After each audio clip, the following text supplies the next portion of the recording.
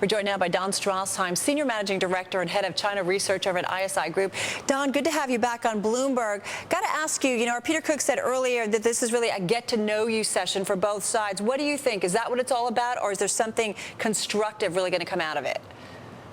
I think it is a get-to-know-you session. This is not about, it's more about exchanging information than about adjusting policies, either in America or in China. Both countries are sovereign. They're going to listen politely to the other, but go their own way. This is the 18th country that President Obama has visited already in his short presidency. I'm just sorry it wasn't his first. How come?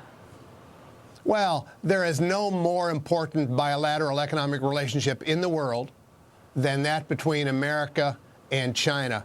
It deserves its top billing, and I'm delighted that he's over there now, exchanging information, talking to people, letting them get to know him, seeing the country firsthand. That's all really very positive. Don, you're just back from China. You go back and forth often. I mean, do you feel like the Chinese officials and business people are slighted that the president did not make it, at least his first trip, or if not an earlier trip in his administration here?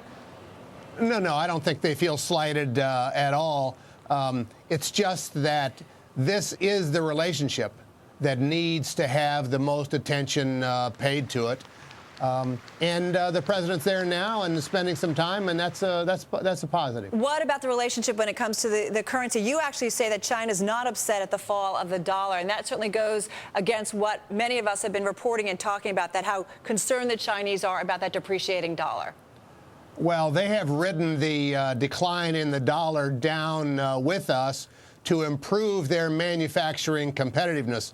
What I thought was most interesting, really, on this trip so far was at the APEC meeting in Singapore.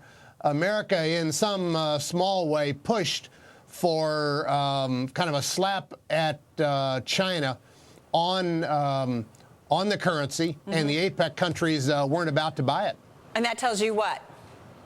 Well, that tells me that they see their bread buttered on the side of China more than they do on America. It's a real statement about China's ascendancy in the global economy and their influence in that part of the world versus ours. Well, do you think that the Chinese officials see the U.S. as on the decline? There was a Washington Post article, analysts Robert Kagan and Dan Blumenthal basically kind of argued that point, that the Chinese see the U.S. in decline, kind of when Europe kind of ceded way back when, their power, if you will, to the United States.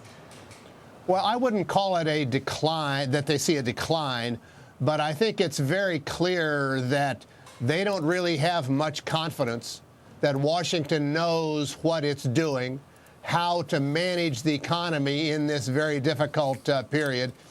They see, and I believe rightly, that America was at the center of the economic and financial crisis that we have just experienced. Sounds like it'll be the beginning of many talks. Don, we're going to leave it there. Don Straszheim.